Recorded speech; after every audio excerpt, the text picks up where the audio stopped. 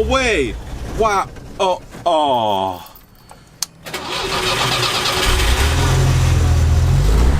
Oh yeah.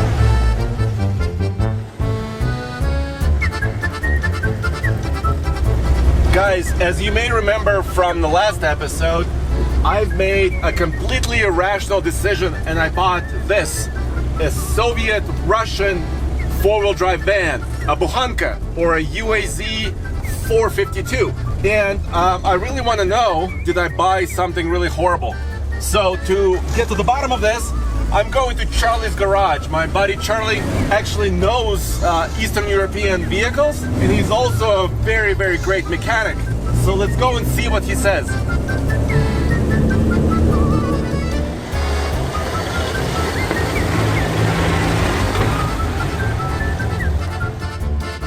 So Charlie, remember I was here about 4 months ago, and I showed you a picture of this. Right. Did you think it would ever be here? Sure.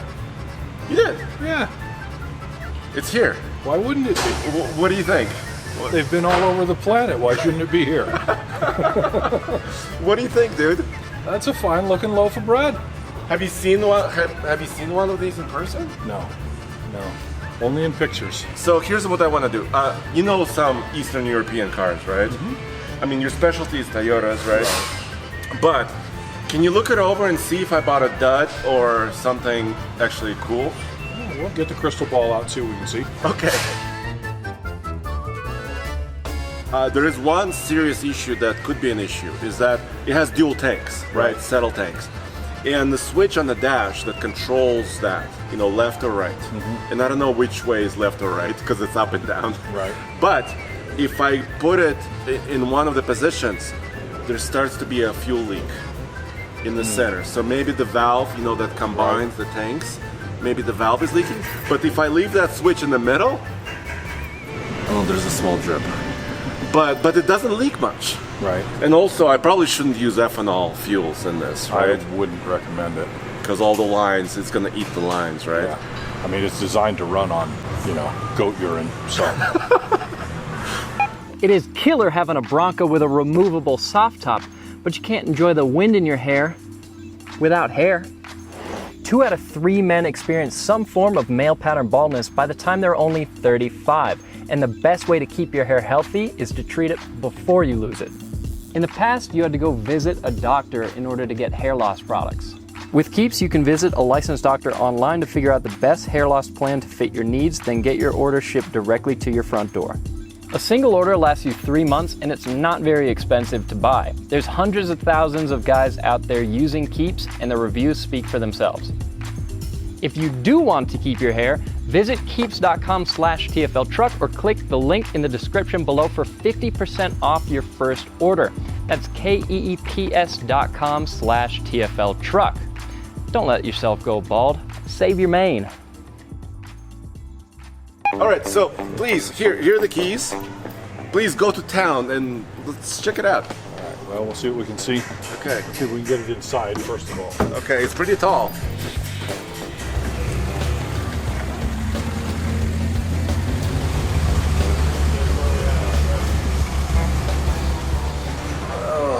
How are we going to lift this up?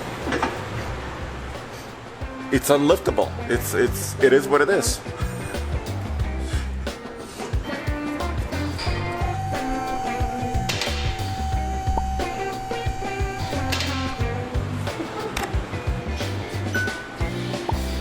I heard somebody call this like a banjo differential or something. Is that basically? No? Yeah, it's that style. Uh-huh.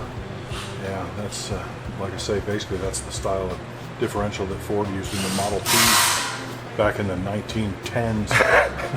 But this is a, they still make these. Oh yeah, they started building these in 1965, and they still make the same exact van. I mean, it's upgraded, and there's got a few modern things going on with the new ones, but. So what is that leak right there in the center? That's a shift shaft seal right there on the transmission case, where the shifter goes into the side of the case. There's a seal there, and that's gear oil dripping out of there. Okay. So at some point you'll have to find a gasket set for this gearbox, and other than that, it's clean underneath. It's not rusty or, So the body is in good shape, tore right? up. Yeah, I mean, it's pretty typical. It's dirty, but it's sturdy, that's for sure. So when I switched tanks, I noticed there was a leak coming from the center of the vehicle. I couldn't tell, and I can't quite. So this is the driver's side tank. Yeah. And I'm not sure how it connects to the passenger side. Well, there's a line that runs across the top. Right here, there's a pair of lines from the passenger tank. They go across. One goes to this tank, probably to basically normalize the two together, and then there's a line that runs forward to the engine. But there's a bunch of patched together stuff here on the fuel lines. There's a T right there, and it's all patched together with clamps and hose, and it almost looks like this line may have been leaking. It's got a little bit of staining on it that sort of looks like fuel, but it's hard to say. And the other thing, you saw this, I just drove here at about 10 miles, but the gauge is showing nothing, the fuel gauge. And because I was afraid to touch that switch, because I didn't want it to leak. I put 4 gallons into this, and I got it, so I'm not quite even sure how much fuel it has. So yeah, I guess the thing to do at some point would be to put fuel in both tanks, and then switch them and back and forth, and wait for it to leak. Yeah. And then we'll roll under here and take a quick look and see where it's coming from. Okay. The other question I had, and maybe you can help me check this, is like, it stops, but like I don't know what kind of brake pad life I have left. Can we see if there's like windows we can look through, or I don't know if there's inspection holes on those drums or not. Let's take a look. it's 4-wheel drums.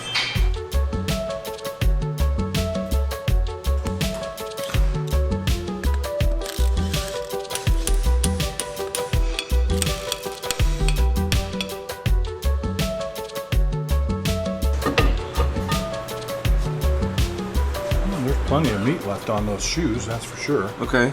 So it's just like a standard drum? I mean, it's a super basic drum brake. Don't think it could be any more basic than that. so you can fix it with a hammer in the middle of Siberia, right? Basically, that's the Okay. idea, yes. So Charlie, you're adjusting the brakes, right? Because they were a little bit squishy. Yeah, they felt like they were way out of adjustment. You can see how that wheel spins relatively free. If I push that adjuster in, it's locked up. So it has to be somewhere in the middle. Right, yeah, we want to get them to where they're kind of dragging and locked, and then back them up. And these are completely mechanical. They don't have automatic adjusters on them at all. It's meant to be maintenanced on a regular basis.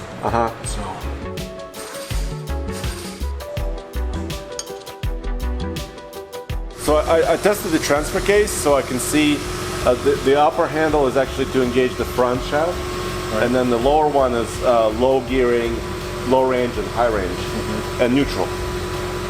But I haven't tested the hubs. So is there a way to test them while it's up here, or should we drive it? No, it should be pretty basic stuff. Let's try locking them in. Clicked. Yeah, it's locked in. So I might have 4-wheel drive. I do have 4-wheel drive. I would bet that you do, yeah. This isn't like a modern car where everything is electronically controlled by a computer and all kinds of other silly stuff. You turn the knob and pull the lever and it works. Yes. Like it should.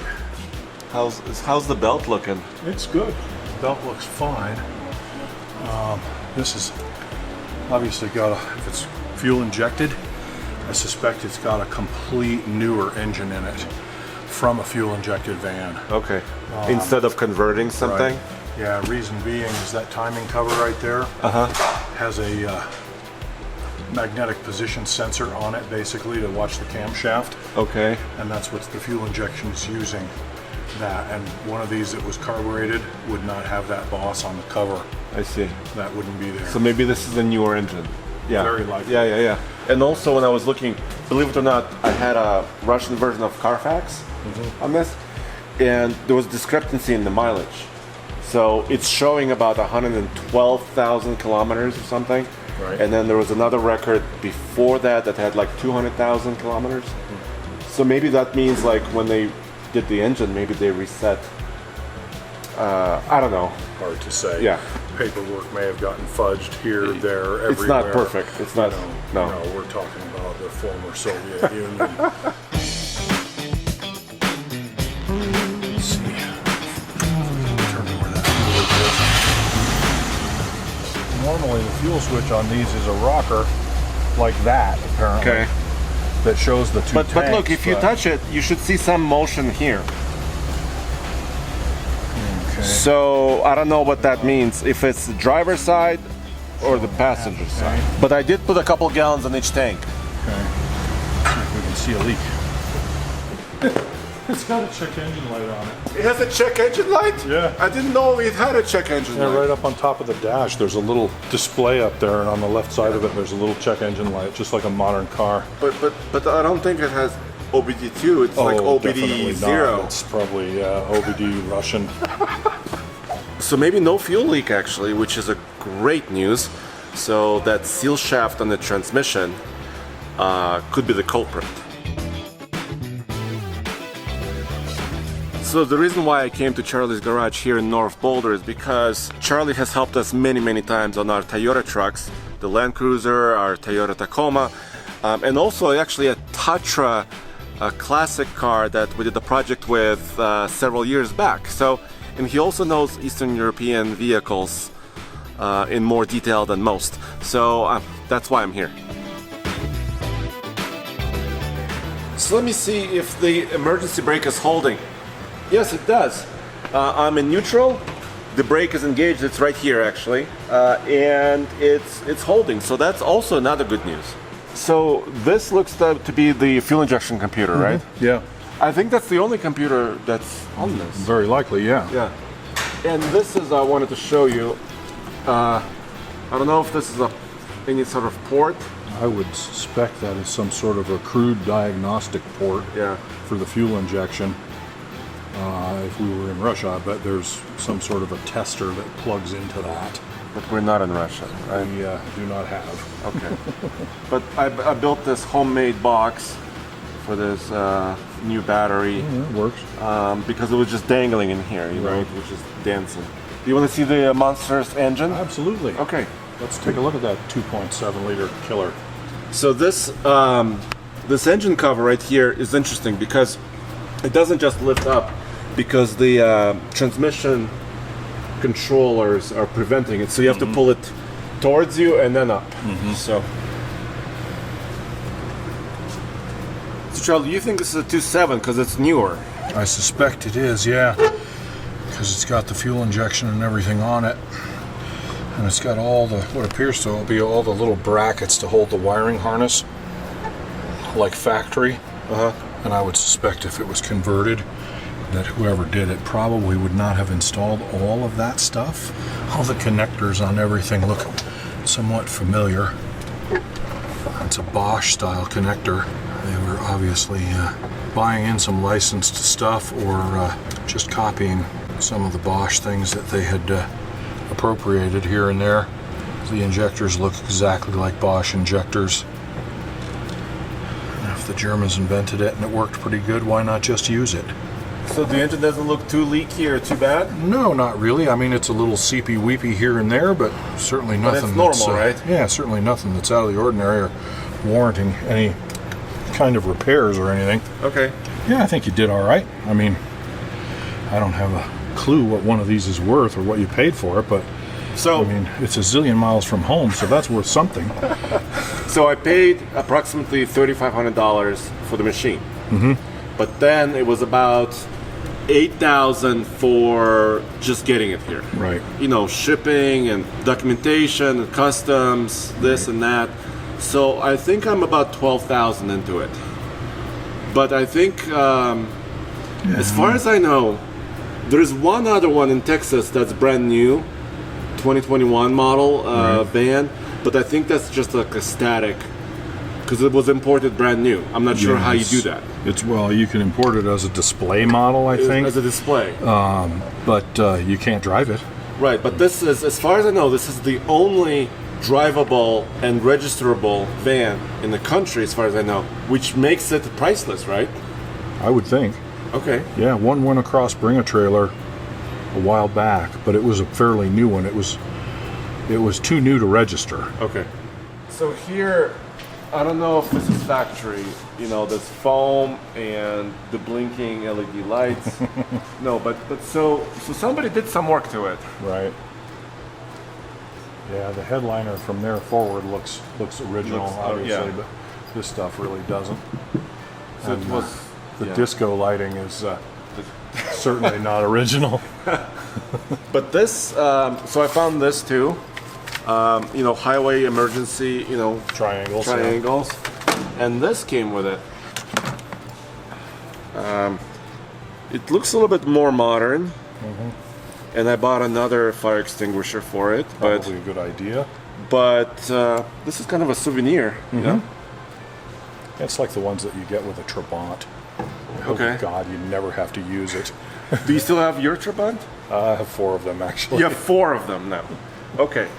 And like we said, so there's a separate key for each door.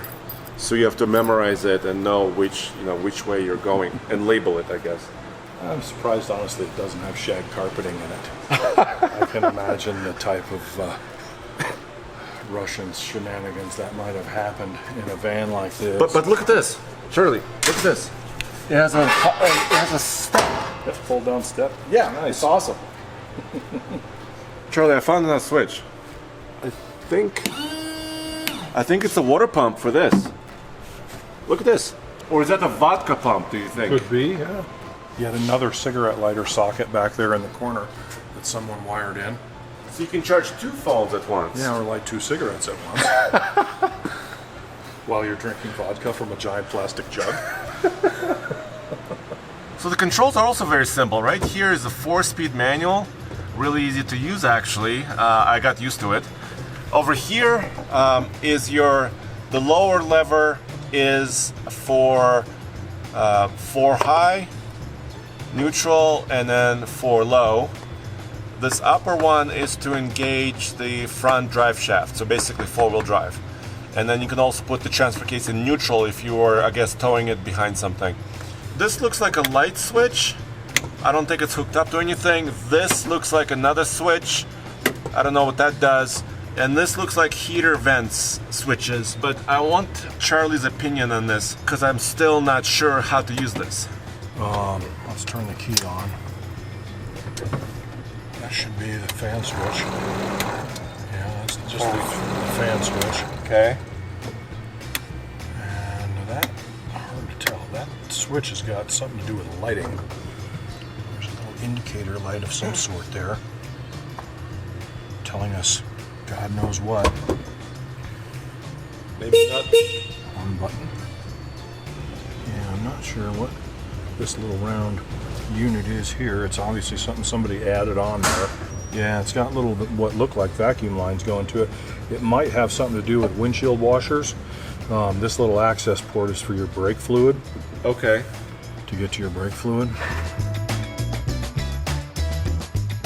So that's basically the only issue I need to address, if any. If any, It's the leaking Right. transmission fluid with a seal, like you were saying. Right, and in a worst case scenario, just keep an eye on that fluid level and make sure it stays full. I mean, it is marking its spot everywhere it goes, but this really seems like it's in pretty good condition overall. You know, when you buy one for that little money, I wouldn't expect to get one that has this little rust in it and is that clean underneath. Well, when I was looking, there were a couple of other, like 4 other ones I was looking at, a little bit older, but also like half the cost. This was at about $3,500, one of the most expensive ones at that time in that region, in that city or whatever. Right. So I went for that one because I was like, oh, it's the most expensive one. It might be better than the others, right? Well, I mean, that theory normally holds true. So.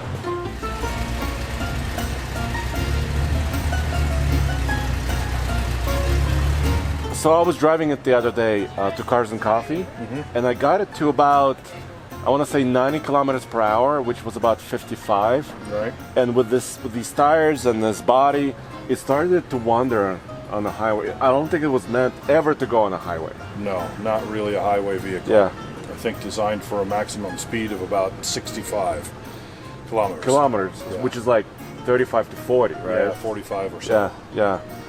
So, I mean, it will do 55, but not comfortably or happily. No, and certainly not very safely. But it is extremely cool nonetheless. So there you have it, guys. Charlie said I got a good one, relatively speaking. Only one really kind of sort of serious leak that I just need to watch. And we adjusted the brakes. The brake pedal feels better. I couldn't be more happy. Just awesome. And as always, go back to tfltruck.com for the latest news, views, and real-world Buhanka reviews as well.